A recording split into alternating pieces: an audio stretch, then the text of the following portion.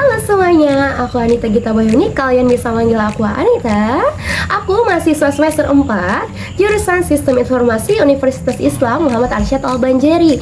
Jadi di sini aku akan mengajak kalian untuk membahas tentang krisis identitas remaja akibat media sosial.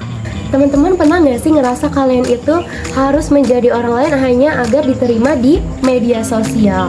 Atau kalian itu pura-pura bahagia hanya sebuah like dan komentar? Pernah nggak sih kalian ngerasa kayak gitu? Jadi teman-teman, banyak remaja-remaja di zaman sekarang itu kalau mereka bangun tidur itu pasti mereka langsung buka sosmed. Bukannya mandi atau misalkan mereka berolahraga atau sholat dulu misalkan, tapi mereka langsung ngecek notifikasi HP, scroll medsos hanya untuk melihat gaya hidup orang lain, atau enggak mereka melihat ekspektasi publik kayak gitu. Namun pernah nggak sih kalian kepikiran kayak siapa sih aku sebenarnya, kenapa aku harus mengikuti gaya hidup orang lain? Tahu nggak sih kegelisahan kayak gitu tuh merupakan tanda-tanda krisis identitas sosial yang sering tak kita sadari. Jadi teman-teman, aku akan memaparkan isu ini dari sudut pandang filsafat beserta korelasinya. Mari kita lanjut. Apa sih krisis identitas remaja? Jadi krisis identitas remaja itu merupakan kondisi psikologis di mana mereka itu mulai merasa kebingungan tentang siapa dirinya, apa yang mereka lakukan, dan apa tujuan hidupnya. Bagi mereka fase ini wajar karena mereka dalam fase mencari jati diri mereka. Tapi media sosial mempercepat sekaligus memperlambat juga dalam proses ini. Terus apa aja sih contoh-contoh dari krisis identitas remaja akibat media sosial? Yang pertama, ada remaja yang membandingkan dirinya dengan influencer agar terlihat lebih sempurna dan ideal. Mereka meniru dari gaya bicara, gaya berpakaian, gaya hidupnya. Padahal kan yang ditampilkan influencer di media sosial itu cuma yang bagus-bagusnya. Yang di reliefnya kan kita nggak tahu mereka itu seperti apa. Benar kan?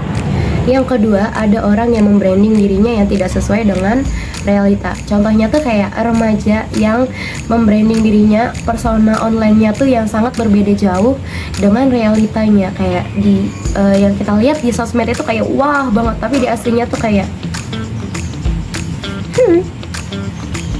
Yang ketiga, ada tekanan dari dalam diri untuk memenuhi ekspektasi dengan cara mengikuti tren-tren baru atau yang bisa disebut dengan FOMO agar terlihat lebih populer dan menarik. Oke teman-teman, jadi setelah kita mengetahui contoh-contoh dari krisis identitas remaja akibat media sosial, sekarang mari kita pahami fenomena ini dari 3 kacamata filsafat, yaitu dari konsep ontologi, epistemologi, dan aksiologi, beserta dengan pandangan kebebasannya juga dari determinisme dan libertarianisme. Oke, mari kita bahas yang pertama dari konsep ontologi yang membahas tentang hakikat keberadaan. Apa sih sebenarnya yang terjadi pada remaja di era digital zaman sekarang? Menurut kalian mereka itu benar-benar mengenali dirinya sendiri nggak sih? Ataukah citra yang mereka tampilkan di publik itu benar-benar mencerminkan siapa dirinya sesungguhnya? Menurut kalian gimana? Jika kita pahami lebih dalam, remaja zaman sekarang itu lebih banyak menonjolkan dari sisi fisik dan emosi mereka, sedangkan dari sisi akal dan rohani mereka itu mulai terpinggirkan. Akibatnya, remaja itu mulai kehilangan keseimbangan untuk menjaga nilai utuh dirinya sendiri. Memasuki ke pembahasan kedua tentang epistemologi yang membahas tentang mengapa krisis identitas ini bisa terjadi dengan berfokus bagaimana manusia memperoleh pengetahuan tentang dirinya sendiri. Jadi teman-teman, remaja zaman dahulu itu banyak yang mengenali dirinya lewat pengalaman nyata atau interaksi secara langsung.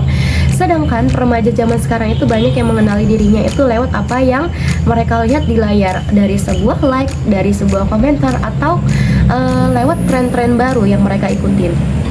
Artinya pengalaman tentang siapa diri mereka sebenarnya itu bukan cerminan dari refleksi batin, melainkan dari standar luar. Inilah yang membuat krisis identitas tersebut semakin banyak dan semakin meningkat. Memasuki ke pembahasan yang ketiga, yaitu konsep aksiologis, yaitu bagaimana cara kita untuk menentukan apa yang benar-benar bernilai dalam hidup kita. Jadi di tengah banyaknya krisis identitas seperti sekarang, banyak remaja yang mulai menukarkan nilai-nilai luhur seperti kesederhanaan, kejujuran, mereka tukar dengan sebuah popularitas dan validasi.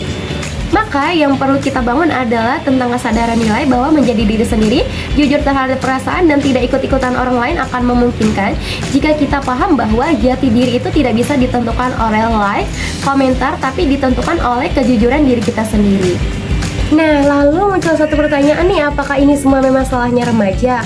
Menurut pandangan determinisme, manusia itu memang banyak dipengaruhi oleh faktor luar, kayak misalkan dari lingkungan, dari budaya luar, atau algoritma media sosial. Remaja jadi merasa harus mengikuti tren untuk tampil populer dan menarik.